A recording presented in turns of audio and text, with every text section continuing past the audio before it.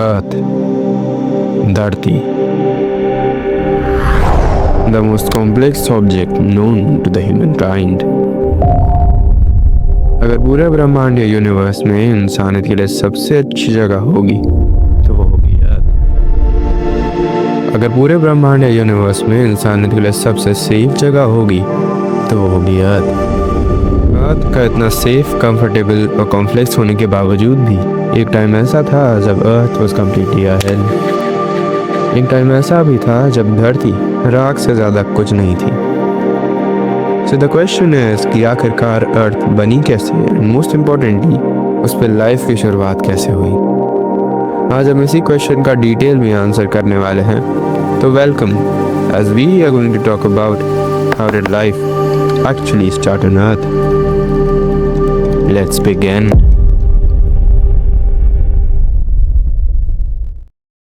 4 billion years पहले earth एक आग का गोला था, a literal ball of fire।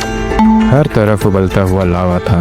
Minute minute में ज्वालामुखी फटते रहते थे, बिजलियां कड़कती रहती थी, मीटियोर्स गिरते रहते थे और भूकंप आते रहते थे। इस समय अर्थ एक हेल के बराबर था, जहाँ कोई भी जाए तो 2 सेकंड में राख बन सकता था। इसी समय इस हेल के ओशन में कुछ होता है, कुछ मॉलिक्यूल्स आपस में मिलते हैं, एटम्स कंबाइन होते हैं और केमिकल्स मिक्स होते हैं, और तभी अर्थ पर एक सिंगल सेल का जन्म होता है। यस, लाइफ का जन्म होता है। अर्थ पर आज जितने भी ऑर्गेनिजम्स प्रेजेंट हैं उन सब का पूर्वज ये एक सिंगल सेल ही था। 50 मिलियन ईयर्स तक लाइफ इन्हीं सेल्स में बनी रहती है, पर तभी इन सेल्स में कुछ यूनिक देखने को मिलता है। ये सेल्स अब एक दूसरे में डिवाइड होने लग रहे थे, यानी कि एक सेल 2 में डिवाइड हो रहा था, 2 3 में डिवाइड हो रहे थे। इसी वजह से मल्टी सेलुलर ऑर्गेनिजम्स का जन्म होता है, यानी कि वो ऑर्गेनिजम्स जिनके पास एक से ज़्यादा सेल थे। इन्हीं ऑर्गेनिजम्स में से कुछ ऑर्गेनिजम्स थे जिनका नाम था वाटर वर्म्स, जो कि हमारे पूर्वज थे। वाटर वर्म्स को भी लाइट देखने की कोई ज़रूरत थी नहीं, तभी इनमें आंखें यानी कि आइज नहीं आई थी। अभी इन वाटर वर्म्स का ना ही कोई दुश्मन था और ना ही कोई दोस्त, तभी ये पानी में फ्रीली मूव कर सकते थे। और तभी कुछ प्राणी आते हैं और इन वाटर वर्म्स को खाने लगते हैं। ये प्राणी थे हंटर एनिमल्स, जिनको हम प्रेडेटर्स के नाम से भी जानते हैं। ये एनिमल्स वाटर वर्म्स को बहुत आसानी से खा जाते थे, क्योंकि वाटर वर्म्स के पास देखने के लिए आंखें थी ही नहीं। अपने प्रेडेटर से बचने के लिए ये आंखें डेवलप करते हैं और 20 मिलियन ईयर्स बाद इनके पास फाइनली आंखें आ जाती हैं। अभी अपने आसपास के रंगीन और कलरफुल एनवायरनमेंट को अच्छी तरीके से देख पा रहे थे, पर जो ये देख रहे थे उसको स्टोर करने के लिए एक ब्रेन की ज़रूरत थी, जो कि अभी इनके पास था ही नहीं। अब धीरे धीरे करके इनके आंखों के पीछे एक छोटा सा ब्रेन यानी कि दिमाग इवॉल्व होता है। थोड़े सालों बाद ये एक वर्म न रह के एक फिश के शेप में आ गए थे, और एक ब्रेन होने की वजह से अब ये छोटे छोटे डिसीजंस ले पा रहे थे और छोटी छोटी इंफॉर्मेशंस को प्रोसेस कर पा रहे थे। पर ये इतनी तेजी से इवॉल्व होने वाले एक लौते ऑर्गेनिज्म थे ही नहीं। म्यूटेशन के चलते इनके अलावा और भी स्पीशीज थी जो कि इनसे 10 गुना तेजी से डेवलप हुई थी। अब इन्हें इन खतरनाक स्पीशीज से बचने की ज़रूरत थी। इसी वजह से इनकी स्किन हार्ड होती गई और ये ओशन के शैलो वाटर्स यानी कि वो ओशन का पार्ट जो कि बहुत गहरा होता है वहाँ जाके रहने लगे, जहाँ पर ये खतरनाक स्पीशीज नहीं पहुँच पाती थी। पर वहाँ पर एक प्रॉब्लम थी, वहाँ पर ऑक्सीजन की क्वांटिटी बहुत कम थी। इसी को ओवरकम करने के लिए अब इन्होंने कुछ ऐसा किया जो किसी भी और स्पीशीज ने नहीं किया था। इन्होंने अपना मुंह पानी के बाहर निकाला। इसी वजह से इनकी बॉडी में नए ऑर्गन, जिसको आज हम लंग्स के नाम से भी जानते हैं, डेवलप होते हैं। लंग्स के डेवलप होने की वजह से अब ये पानी के बाहर का ऑक्सीजन इनहेल कर सकते थे, और अब ये पानी और ज़मीन दोनों में ही रह सकते थे। धीरे धीरे करके ये पानी से लैंड पर शिफ्ट होने लगे, और कुछ सालों बाद ये लैंड पर ही रहने लगे। लैंड पर रहने के लिए इनके पास सफिशिएंट ऑक्सीजन भी था और सफिशिएंट फूड भी। पर यहाँ पर एक बहुत बड़ी प्रॉब्लम थी। यहाँ पर सनलाइट यानी कि सूरज की रोशनी बहुत ही ज़्यादा तेज़ थी। इसी वजह से इनकी स्किन हार्ड होती गई और अब ये एग देने लगे, जिससे नई जनरेशन दुनिया में आ पाए।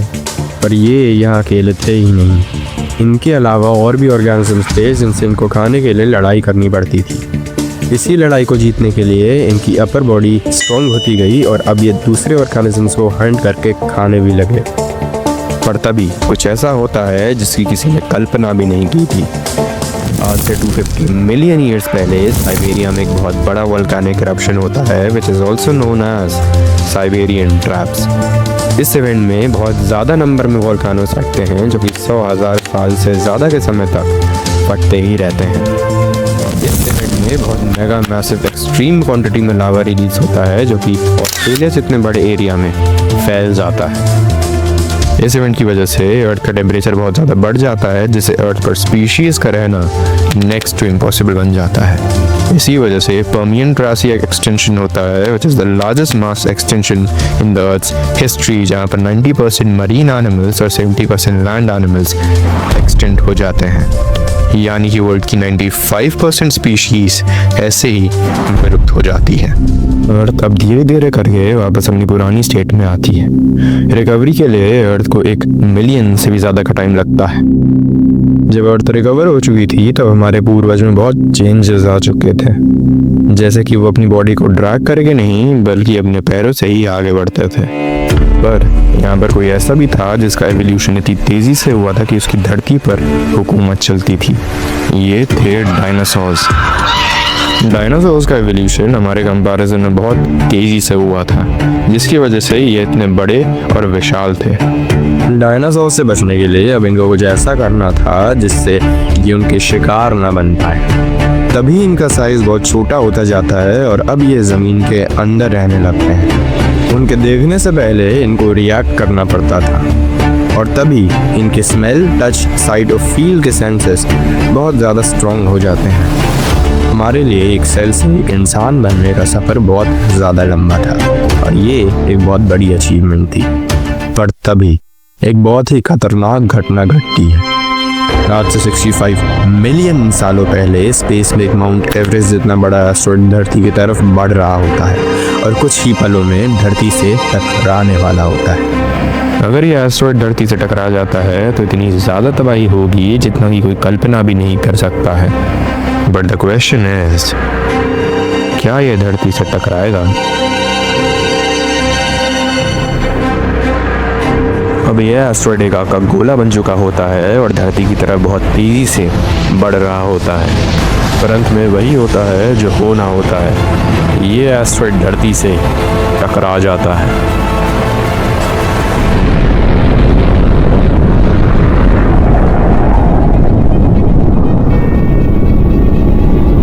इस एस्टेरॉयड के टकराने से इतनी ज़्यादा एनर्जी रिलीज होती है जितनी 100 टेराटन्स ऑफ TNT फटने पर रिलीज होती है। इस एस्टेरॉयड के आसपास का सब कुछ पलक झपकते ही खत्म हो जाता है। धरती फटने लगती है, धरती का टेम्परेचर बहुत ज़्यादा बढ़ जाता है, आसपास के जानवर राख बन जाते हैं, बड़ी बड़ी शॉकवेव्स आती हैं, हीट पल्स आती है, वाइल्ड फायर्स देखने को मिलती है, बहुत सारे वोल्केनिक इरप्शंस होते हैं, एसिड रेन होती है, अर्थक्वेक्स आते हैं और एक बहुत बड़ी सी सुनामी देखने को मिलती है जिसकी हाइट 2 किलोमीटर से भी ज़्यादा थी। एक साल के लिए धरती पर पूरी तरीके से सनलाइट ब्लॉक हो जाती है और पूरी तरीके से न्यूक्लियर विंटर आ जाता है जिसमें 3 सालों तक धरती फ्रीज हो जाती है। यानी कि एक सिंगल मीटेओराइट धरती के हज़ारों सालों का इतिहास बदल के रख देता है।